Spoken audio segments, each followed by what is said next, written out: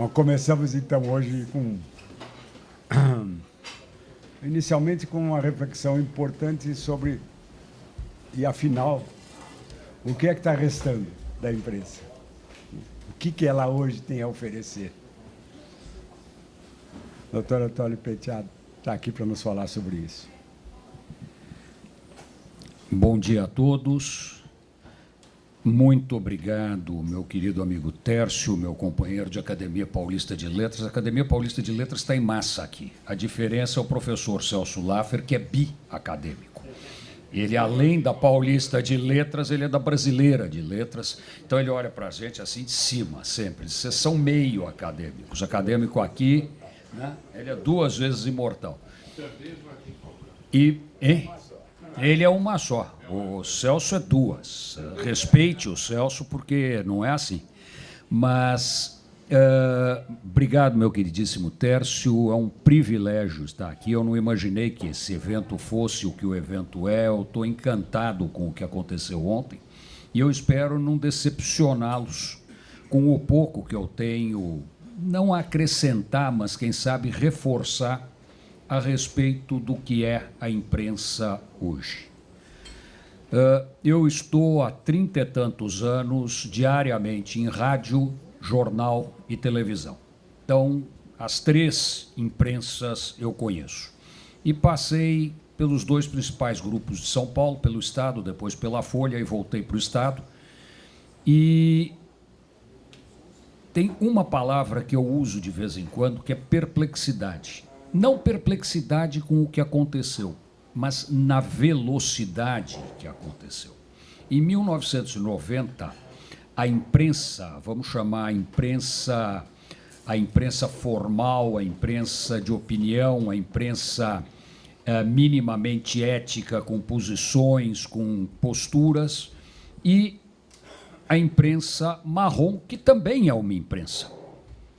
Se vocês pegarem a Alemanha, por exemplo, nós aqui, wir haben vielen Leute das Deutsch sprechen, se você pegar a Alemanha tem um jornal que o Brasil adora citar como fonte a mais séria para as principais matérias, que se chama Bild, que é um panfleto absolutamente...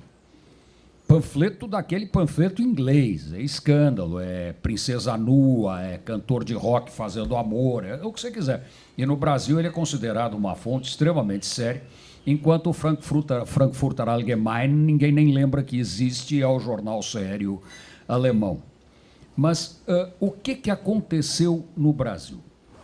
Eu acho que a única coisa que nenhum esperava foi a revolução da mídia, a revolução da internet e o uso intensivo dessa ferramenta, que não é imprensa, para justificar ou para acelerar determinadas posições políticas, as quais têm interesse muito grande numa polarização, porque sem a polarização, seja de esquerda, seja de direita, é fundamental para o processo poder evoluir.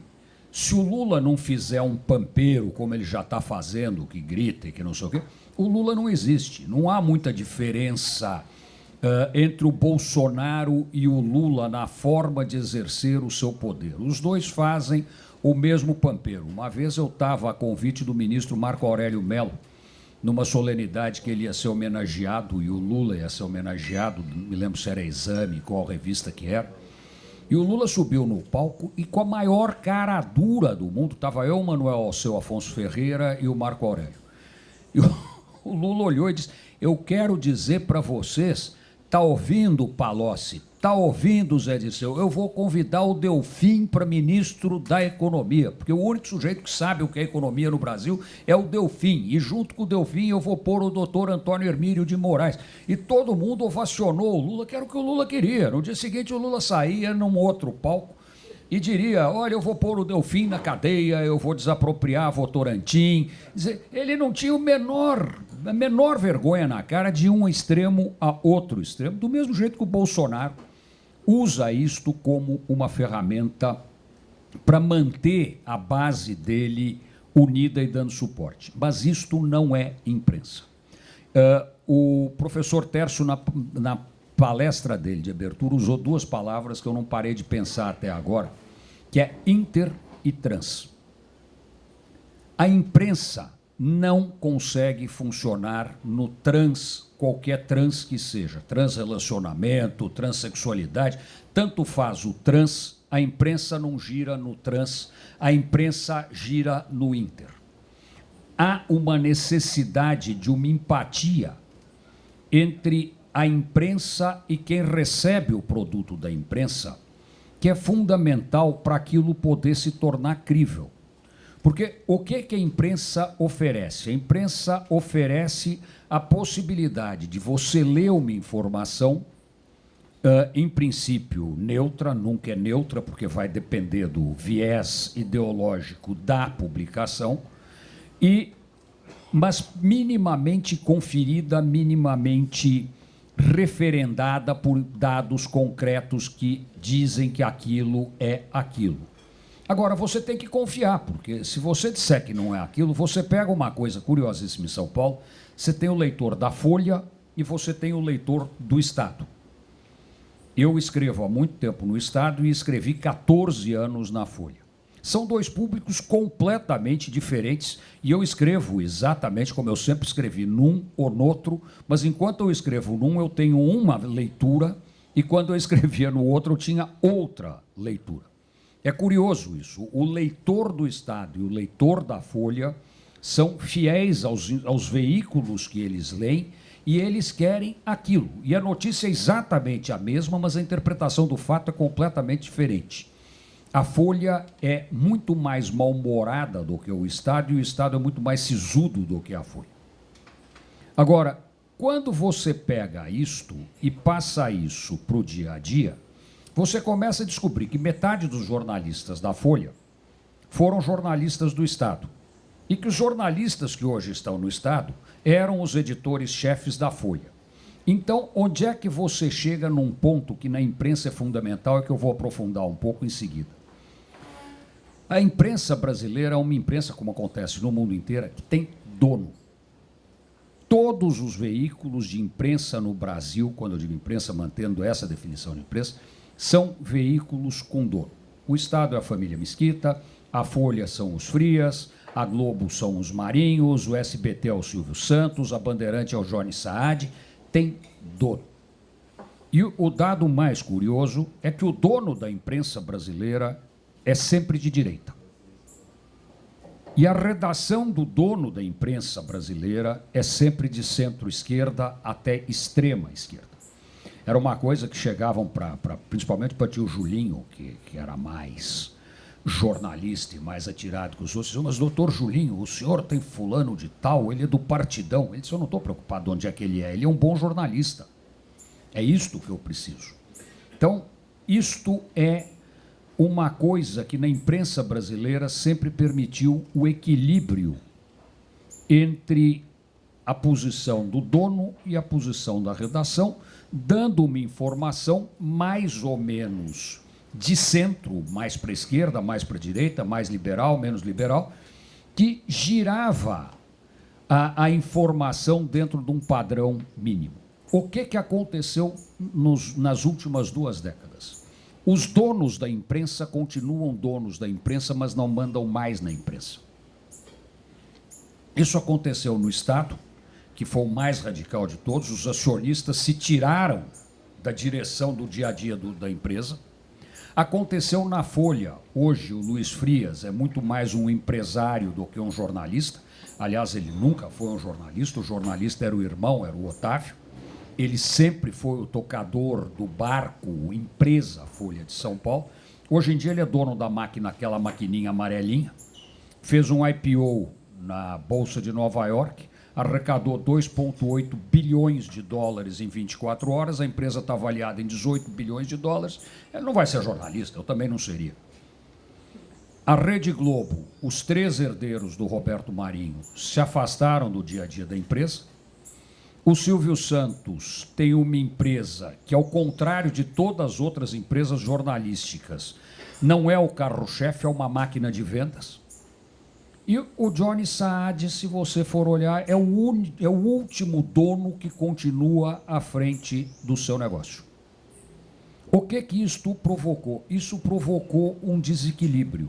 Você parou de ter a contraposição do acionista, do dono, com a redação.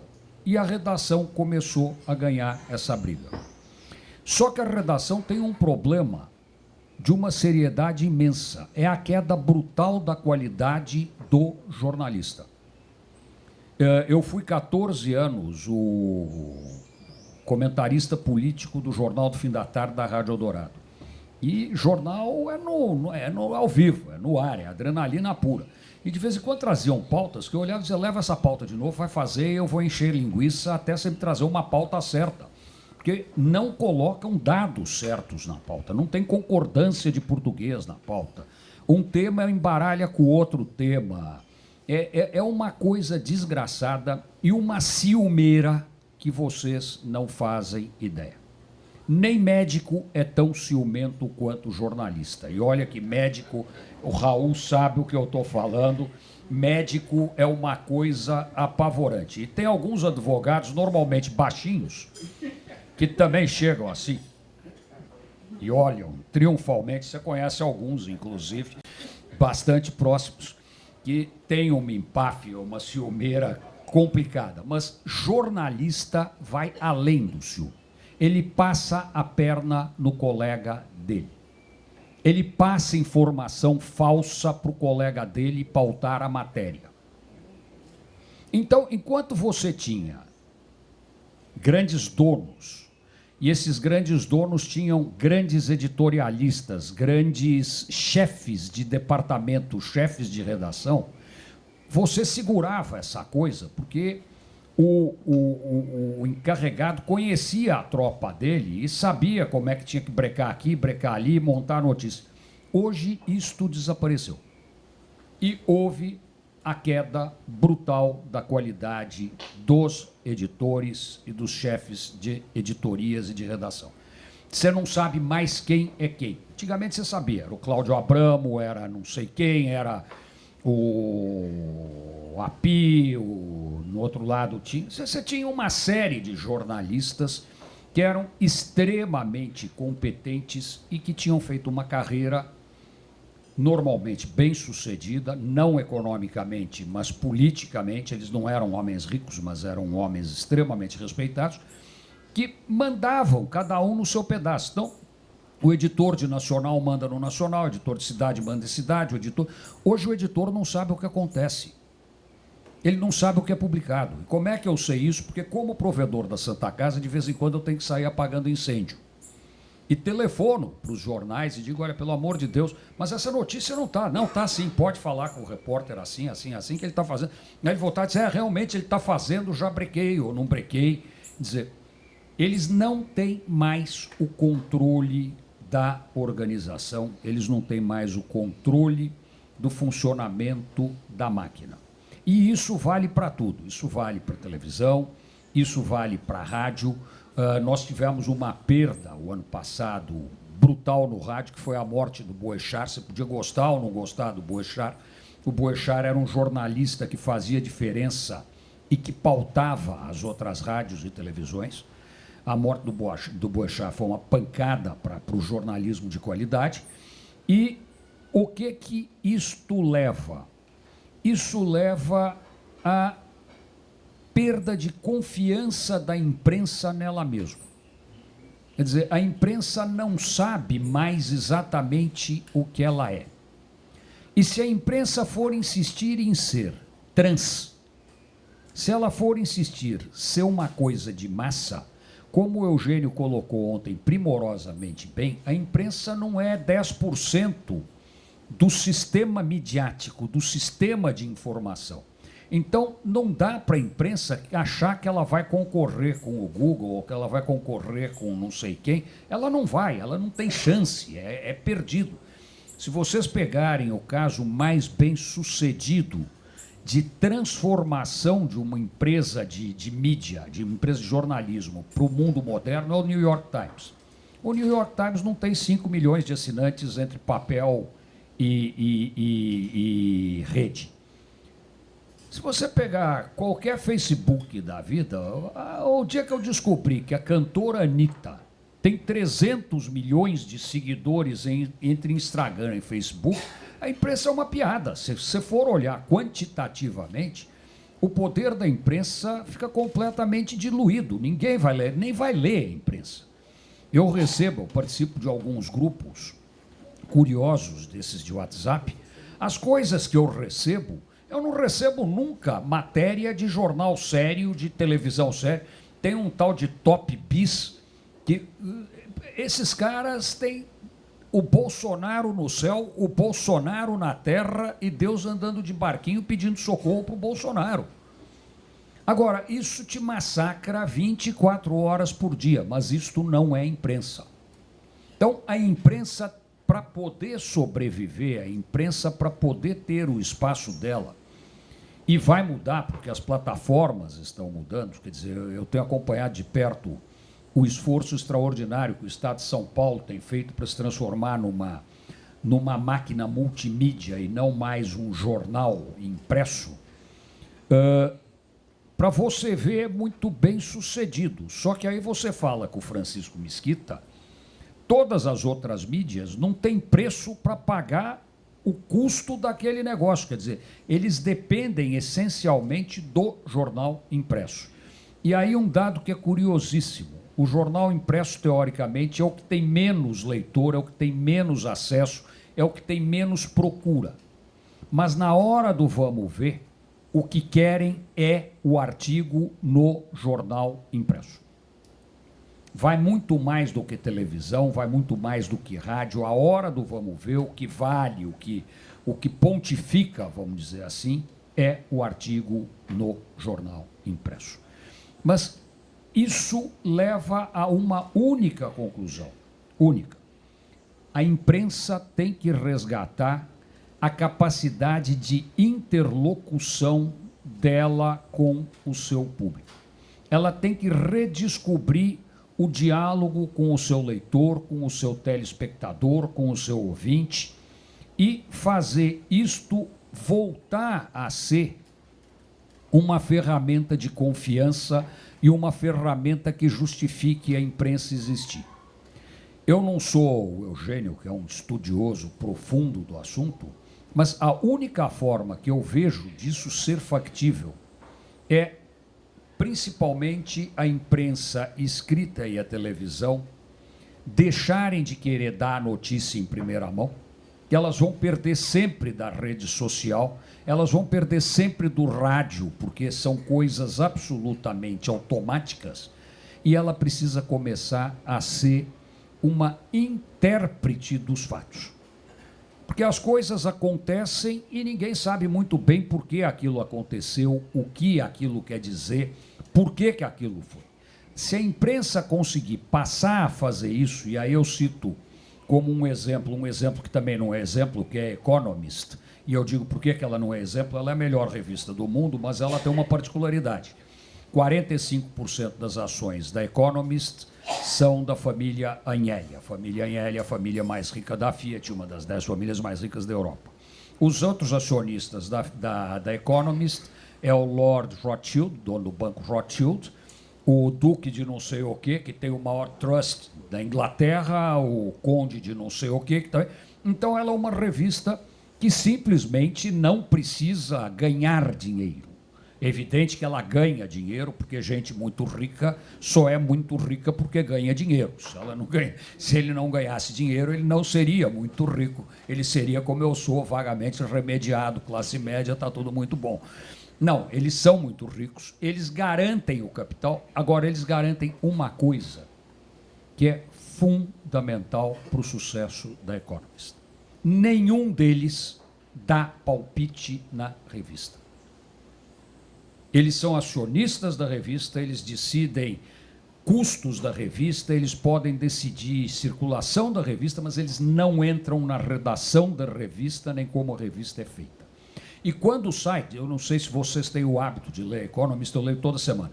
De vez em quando tem uma matéria assim, aí vem entre parênteses. Fulano de tal, de quem estamos falando, é sócio da holding que controla a revista Economist. E continuam descendo o pau com a mesma tranquilidade que se ele não fosse sócio da revista Economist.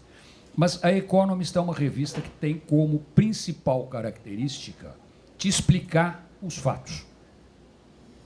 E explicar os fatos de acordo com a posição da redação dela, que é uma redação liberal, um pouco de esquerda, ela não é neoliberal no sentido do neoliberalismo puro, ela acha que tem que ter ações sociais importantes e que o governo tem que executar algumas dessas ações, mas ela é um modelo que mais ou menos está pautando a nova imprensa que não está morrendo nem está ressurgindo, está reencontrando o seu espaço no mundo. Um dado que muito pouca gente sabe, todo mundo fala, o Estadão é hoje isso, o Estadão é hoje aquilo. Quando meu bisavô fez o Estadão, no ano de 1911, São Paulo tinha 800 mil habitantes. 70% era analfabeto. E o Estadão vendia 90 mil jornais por dia. São Paulo, hoje em dia, tem 11 milhões de habitantes. A imensa maioria não é analfabeta e o Jornal Estado de São Paulo vende 350 mil jornais por dia. Quer dizer, vocês veem que no começo do século o jornal tinha uma participação per capita muito mais importante do que ele tem hoje. Isso quer dizer o quê? Que o jornal perdeu a capacidade dele? Não, isso quer dizer que se democratizaram as plataformas e o jornal hoje em dia tem rádio, o jornal tem agência Estado, o jornal tem o próprio jornal, enfim, o jornal tem uma série de outros canais que dão para ele uma determinada posição. A coisa é tão curiosa que quando o grupo fez a Rádio Eldorado, os militares obrigaram a antena da Rádio Eldorado ser no alto da Serra do Mar. Por quê? Porque você pegava a Rádio Eldorado na África, mas você não pegava a Rádio Eldorado em Ribeirão Preto. Eles tinham medo do que o Grupo Estado podia falar em termos de uma ferramenta como o rádio. Então, eles colocaram estrategicamente a antena num ponto que a coisa ia para o outro lado. O melhor lugar para você ouvir a Rádio Eldorado era Santos. Santos, a Rádio Eldorado era estéreo, era o que você quisesse, mas não passava muito de lá. O que você faz com essa informação toda? Primeiro, você tem que reorganizar a ferramenta imprensa e acreditar que se é em papel, se é em internet, se é em rádio, se é em imagem, é absolutamente indiferente. O que a imprensa faz é dar a notícia, é informar, é passar condição da pessoa se posicionar diante dos fatos do cotidiano, da economia, da história, das relações internacionais, enfim, seja lá do que for. Agora, isto não quer dizer necessariamente que a imprensa tenha que ser só isso. Você tem a imprensa marrom, que é uma imprensa que vende que nem louca, e vende no mundo inteiro, e vende muito mais do que a imprensa não marrom, a imprensa séria. Por quê? Porque o Celso usou muito a palavra, nós adoramos o escândalo. Quanto mais cabeludo o escândalo, quanto mais chulo o escândalo, quanto mais brutal o escândalo, mais sucesso esse negócio vai ter e mais vai vender. Eu não sei se vocês prestam atenção, quando vocês entram no Google, embaixo tem um monte de primeiras notícias. As 6 ou 7 primeiras são só escândalos. A cantora não sei o que estava beijando a amiga não sei aonde, o cantor não sei o que estava com o trans não sei o que, não sei aonde, o jogador de futebol não sei... Não tem nenhuma notícia importante, mas tem escândalos. É o escândalo que vende. E esta imprensa do escândalo não está sob ameaça. É uma coisa curiosíssima, mas essa imprensa não está sob ameaça. Então, quando nós falamos de uma imprensa sob ameaça, é uma imprensa muito específica, dentro de um quadro muito maior, que é a capacidade de comunicação e informação moderna dentro das redes sociais, dentro da internet, dentro de todas essas ferramentas. Então, é um universo muito pequeno, mas é um universo que é fundamental para cumprir o seu papel, aí concordando com o Joaquim, de atrapalhar o governo. Esta imprensa tem como principal papel questionar o governo. E você questionar o outro é a coisa que deixa ele mais atrapalhado no mundo. Porque você diz, pô, mas que sujeito está me questionando? Será que ele não está vendo que eu sou Deus? Ele está achando que eu tenho defeito? Eu não tenho defeito. Então, o papel da imprensa é, sim, questionar, apontar e dar a má notícia.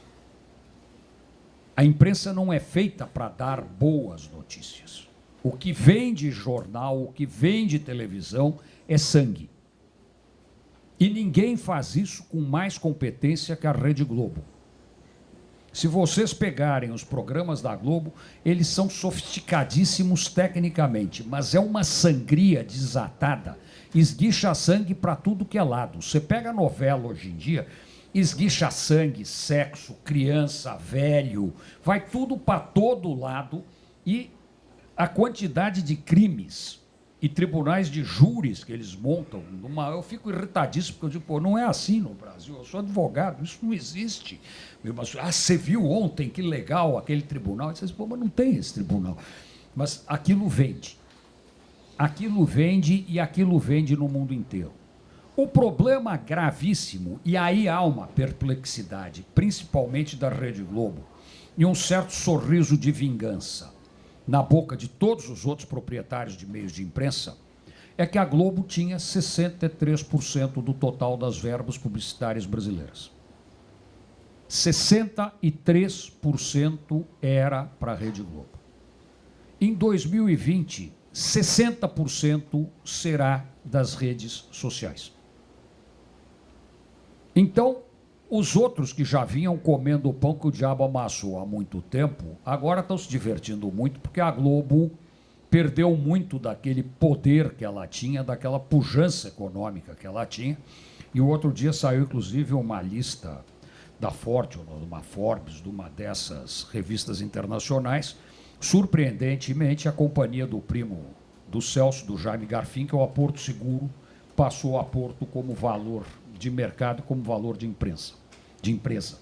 Então, é um dado absolutamente surpreendente, porque a Porto é uma companhia primorosamente bem organizada, uma seguradora extraordinária, mas ela nunca chegou perto da potência da Globo, inclusive como faturamento. E a Porto Seguro já passou a Globo como faturamento e como lucro. Então, é um dado que precisa ser um pouco considerado. O que eu tinha para dizer é isso, o resto eu gosto de discussão, eu gosto de que xinguem, que reclamem, que batam. Não tenho o menor preconceito que me chamem de burro, que eu não sei o que eu estou falando. Eu acho que é aí que as coisas avançam. Tércio, muito obrigado.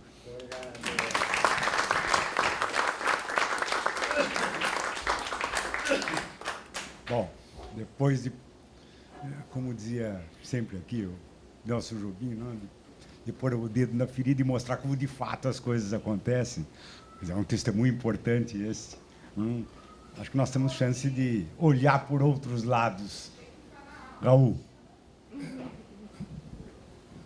A gente estava conversando isso na nossa caminhada, mas eu queria reiterar o tema.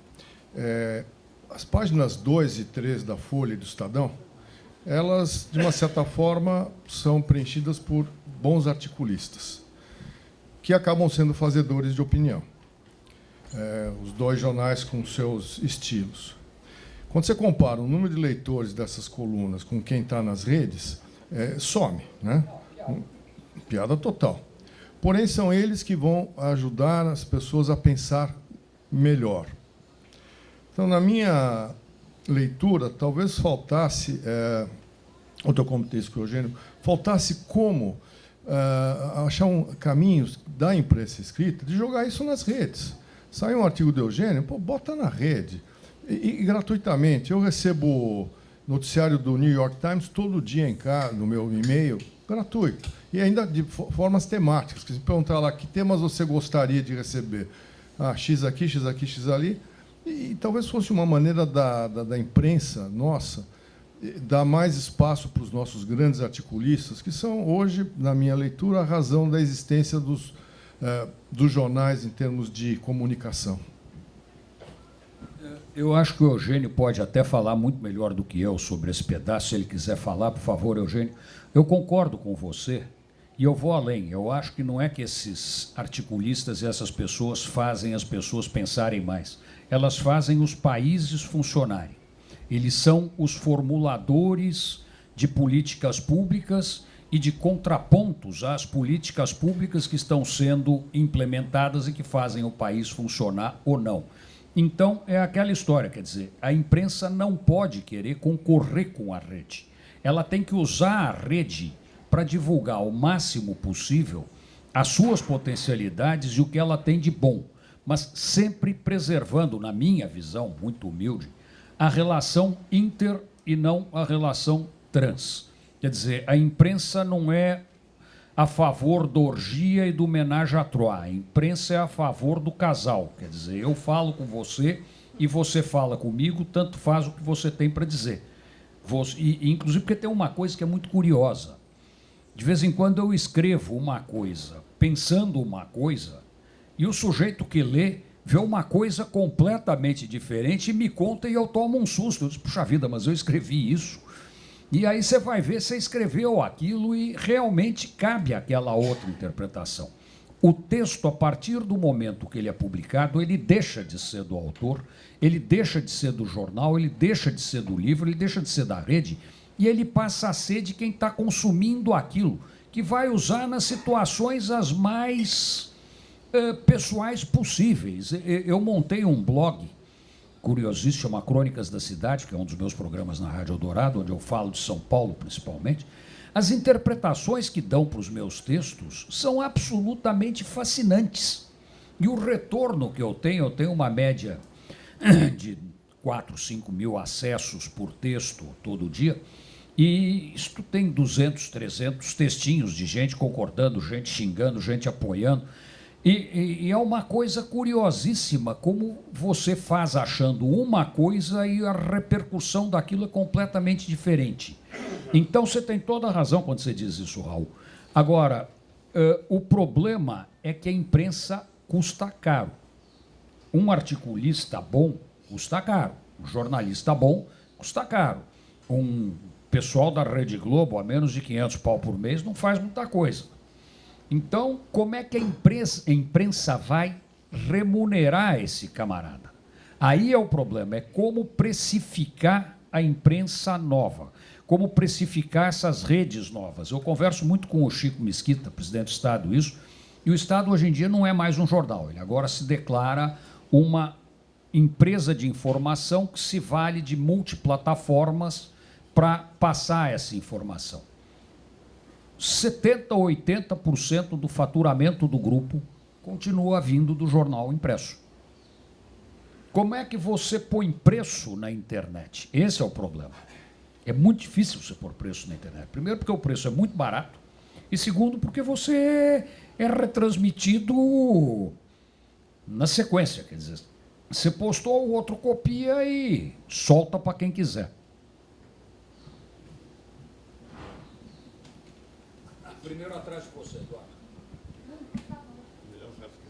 Bom, eu tenho uma reação que espero conseguir expressar com clareza. Antônio, te ouvindo e ouvindo os comentários de ontem, sabendo que hoje nós vamos ouvir, né, o professor Juliano, o professor Torquato. Eu acho que ouvi-lo me faz estimar mais e perceber a importância de uma... Entre esse trans, que são reações que tem uma característica muito fragmentada e pontual, uma informação que quase não se constitui informação, ela é muito próxima daquilo que a gente chama de dado, né? Eu fico pensando se nós realmente deveríamos, se não tem uma miopia, em entender que o valor está no dado.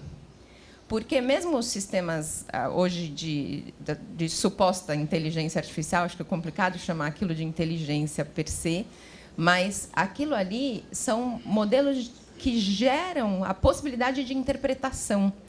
E o valor talvez permaneça na interpretação e permaneça neste nível que, de sua apresentação, mostrar a importância disso na imprensa, né, no comentário do que vai constituir uma visão, talvez de momento histórico, de alguma verdade, né, com toda a dificuldade de falar, como dizia o professor Tércio na sexta-feira.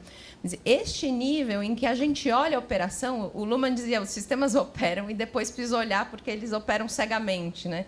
Tem alguma coisa cega nesse movimento de dados ou nessa troca transsubjetiva que talvez precise deste nível, que é um nível que aqui eu vejo, quer dizer, nós estamos entre a interpretação constitucional, a doutrina do direito, que se volta sobre a operação cotidiana do direito, que muitas vezes não faz sentido, né? Não faz sentido sozinha, o ordenamento não faz sentido sozinho, sem os seus intérpretes, as decisões judiciais e os dados sociais também não fazem. Né? Existe essa fantasia de que a tecnologia hoje capta dados e colhe evidências. Né? O Dr. Raul falava também da medicina em evidências, a importância da meta-análise na ciência, a importância da interpretação no direito e a importância do comentário no jornalismo trazem a importância deste nível intelectual que, às vezes, a gente esquece quando a gente pensa que o petróleo é o dado. Eu queria destacar isso, estimando exatamente as presenças que estão aqui e o valor social do trabalho que é feito neste nível. Eu queria só destacar isso, não deixar que a gente olhe com demasiada estima ao dado, porque, no fundo, a importância, o problema do dado estar concentrado em certas mãos é que são essas mãos que vão interpretar sozinhas, né? E sem debate, eventualmente. Então, nesse sentido, queria só dirigir o olhar para dar a estima devida para esse trabalho. Se eu puder resumir isso como um modestíssimo... Se eu puder resumir isso como um modestíssimo tenente R2 de artilharia do Exército Brasileiro, você... Eu sou de cavalaria. Eu estou melhor que você, porque o Bolsonaro também é de artilharia. Isso ele me disse. Mas... qual é a função da informação? Você capta o dado, analisa o dado e tem a informação. O dado puro não serve para absolutamente nada. Se você pegar e sair citando dado, você não chega a lugar nenhum. Então, o papel da imprensa, o grande papel da imprensa, evidentemente apenas desta imprensa que eu estou falando, que não é a imprensa maciçamente majoritária, esta imprensa tem o papel de captar o dado, interpretar o dado e passar a informação. Se ela fizer esse trabalho, ela não vai desaparecer nunca. Ela pode mudar de dimensão, ela pode mudar de desenho, ela pode mudar até de cara. Do mesmo jeito que o pergaminho perdeu espaço, o papiro para o pergaminho para o papel, e a imprensa, o Gutenberg, daí para frente foi fazendo a coisa. Eu me lembro, por exemplo, de um negócio curiosíssimo. Eu era diretor de uma multinacional alemã e, na década de 80, um belo dia, o alemão chegou e disse: nossa, agora tem fax. E todo mundo ficou olhando absolutamente abismado o que seria o fax. E o fax era uma coisa que mandava notícia por dentro de um fio. E nós fomos explicar isso. A companhia sócia nossa no Brasil era uma companhia francesa, era a ZGF, que hoje em dia é a Allianz. Você vê que os alemães estão sempre em cima. Mas o que aconteceu? Nós fomos falar com o diretor francês, ele disse: imagina se no Brasil esse negócio vai funcionar algum dia. E nós continuamos mais 1 ano e meio com telex, porque os franceses não acreditavam que o Brasil podia ter fax. Quem é que lembra de fax hoje em dia? Quem é que usa o fax para alguma coisa? Então, isso é ferramenta. O problema não é a ferramenta pode ser qualquer uma, desde o tambor e do sinal de fumaça até a máquina mais sofisticada, com a maior rapidez do mundo. O que importa, você colocou primorosamente bem, é o conteúdo. E isso é o que a imprensa sabe fazer. É passar a informação, que é o conteúdo trabalhado. Eu queria ouvir de você uma avaliação da seguinte situação. O que nós temos hoje em dia, como você mesmo descreveu, por um lado, é o isolamento dos donos, que muitos dos quais se comprazem em dilapidar o patrimônio herdado dos ancestrais. Isso é você que está dizendo. E o desmantelamento e a proletarização das redações. Então, eu tenho uma vaga informação que, ao tempo do Dr. Júlio de Mesquita, a sala dele no Estadão era onde se reunia à noite a elite intelectual paulistana. Iam médicos, iam advogados, e eles conversavam. Ao mesmo tempo, houve experiências, na França, por exemplo, no jornal Le Monde, em que a redação resolveu formalizar o seu poder, criando comitês de redação para enfrentar a direção e procurar impulsionar. Eu gostaria que você pudesse comentar esses dois aspectos. Isso, no Grupo Estado, é tão verdadeiro que, de vez em quando, meu bisavô era preso. E, junto com meu bisavô, mais um monte de gente do jornal era preso, ficava doente, era tuberculoso. O Monteiro Lobato, que era um rato de redação, ele não era do Grupo Estado, ele não era funcionário do grupo, assumiu a direção do jornal mais de uma vez, porque não tinha nenhum outro para fazer, e ele ia todo fim de tarde conversar, ele ia, o Essa de Queiroz, meu Deus do céu, o dos Sertões, o Euclides da Cunha, era funcionário do jornal. Cada vez que o Euclides ameaçava passar fome como engenheiro, o Júlio Mesquita contratava o Euclides e mandava o Euclides para uma missão, e ele era tão bom, tão bom, tão bom, que acabou saindo os Sertões, que até hoje, se você pegar o trecho da guerra, é absolutamente deslumbrante de ser lido. O homem e a terra estão cientificamente ultrapassados, mas a guerra continua uma coisa maravilhosa de ser lida. E eles realmente assumiam. E na geração de tio Julinho, ia ele, ia Mário de Andrade, ia Oswald de Andrade, ia meu avô, ia o professor Almeida Prado, que era médico, ia não sei quem, que era físico, e sentava todo mundo lá e ficava. E depois, na geração de tio Júlio, e de tio Rui, e de tio Carlão, meu pai, que nunca foi jornalista, invariavelmente estava fim de tarde no jornal, não sei quem estava no fim de tarde no jornal, o Carlos Lacerda vinha para São Paulo, ia para o jornal. Isto acontecia e isso dava uma qualidade para o jornal, porque o jornal passava a ter críticos antes da notícia sair. E críticos os mais qualificados. E a Folha devia ter esquemas extremamente semelhantes com todos os jornais tinham. Se você conversasse com o Paulo Bonfim, que a vida inteira foi poeta, mas vivia do jornalismo, ele conta o que era, quer dizer, e o Adhemar de Barros ia para a sala dele, não sei quem ia para a sala dele, a namorada do Adhemar de Barros ia para a sala dele, ia todo mundo, quer dizer, era uma coisa absolutamente rotineira, era normal isso acontecer. E isto, na minha geração, já não tem mais. Não tem mais no Estado, não tem mais na Folha, não tem mais em nenhum órgão, porque se profissionalizam as redações. Eu não tenho a menor certeza se as faculdades de jornalismo não foram o pior mal que aconteceu para a imprensa no Brasil. Porque os grandes jornalistas que eu conheci alguns dos maiores do Brasil, nenhum era formado em jornalismo. Eram advogados, eram médicos, eram engenheiros, não eram coisa nenhuma, eram intelectuais. Então, você tem toda a razão na sua posição. Agora, acho que no desenho do século XXI, isso não é mais possível.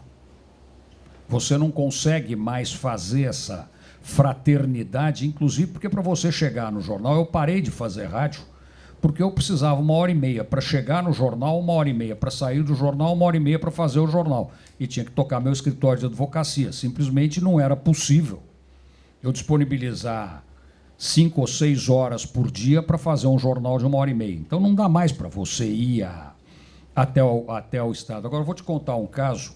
Assim que eu voltei da Alemanha, isso deve ter sido começo de 79, teve uma greve no Estado.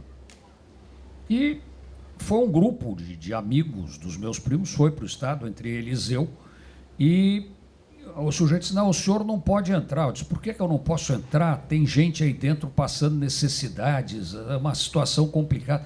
Eu disse, mas estão passando necessidades? Estão. Então, por favor, entra. E 15 pessoas, nós colocamos o Jornal da Tarde na rua.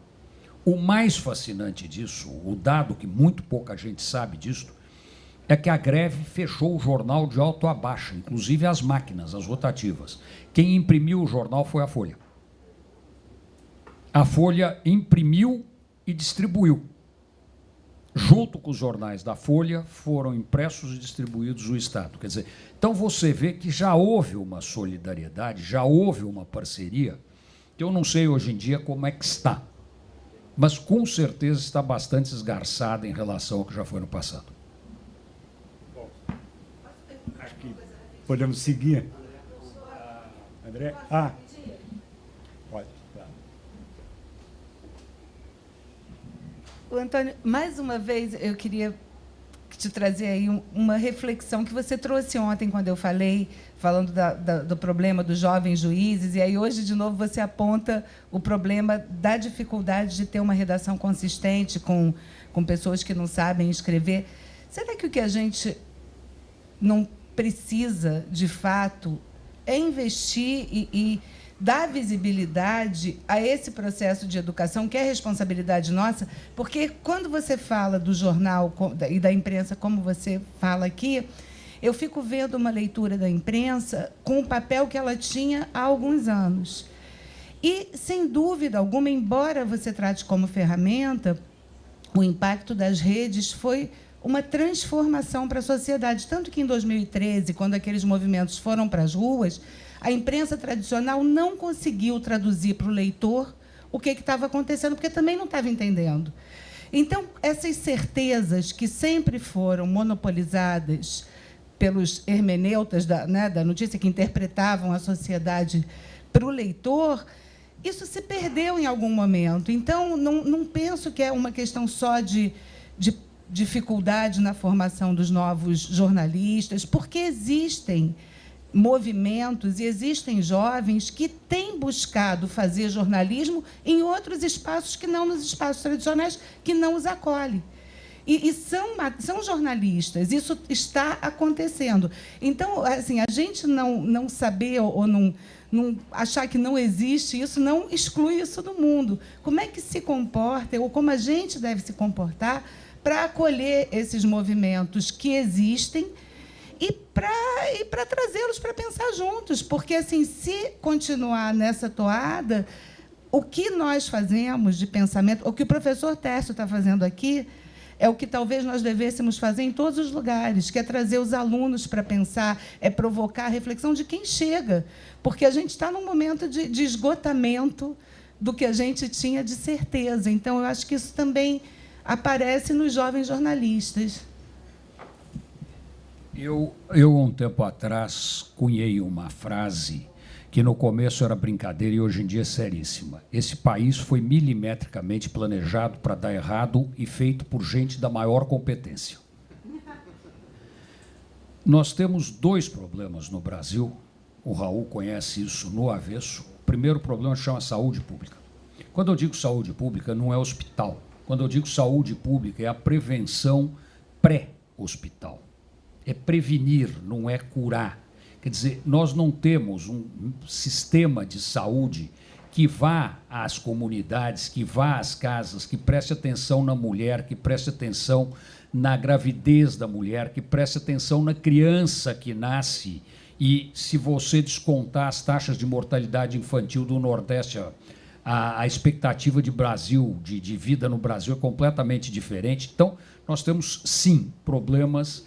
E eu não sei até onde isso não é feito de propósito. Quer dizer, não dar saúde é um grande negócio para o milagre.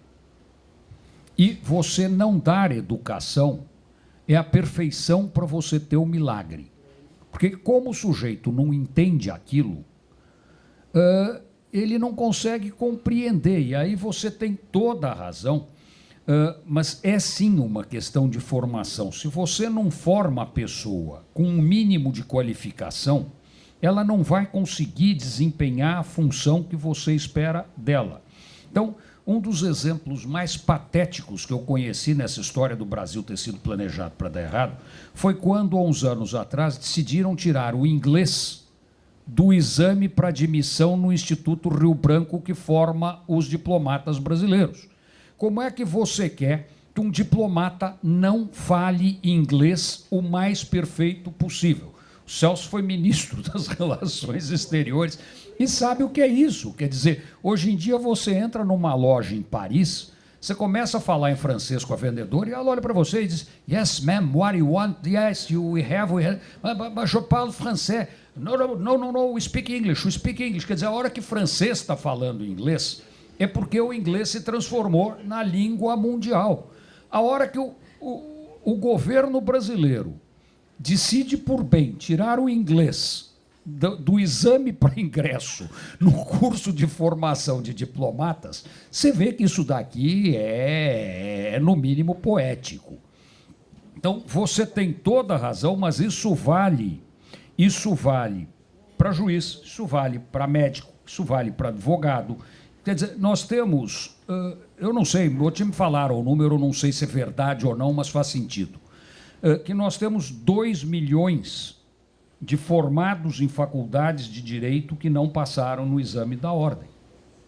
Quer dizer, então, isso é um engodo. A hora que essas faculdades colocam 2 milhões de pessoas e elas não têm condição mínima de passar no exame da ordem para ser advogado, é o que o Raul colocou ontem do que vai acontecer com os médicos.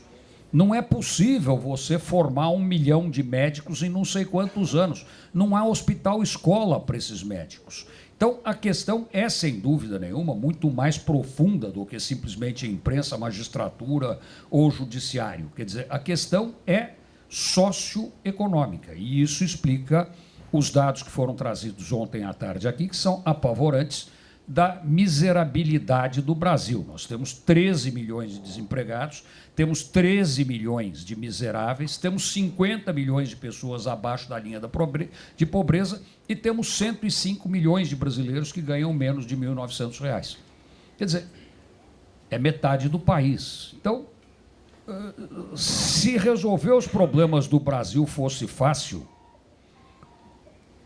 o Getúlio Vargas tinha feito, o Juscelino tinha feito, o Jânio tinha feito, o Jango tinha feito, os militares tinham feito, todo mundo tinha feito. E o Brasil continua com seus problemas, porque o Brasil é de uma complexidade monstruosa, a começar pelo tamanho do país, pelas diferenças regionais do país e pela própria população do país, que também tem diferenças de formação completamente marcantes. Bom, muito obrigado. Cumprimentos. E nós vamos prosseguir.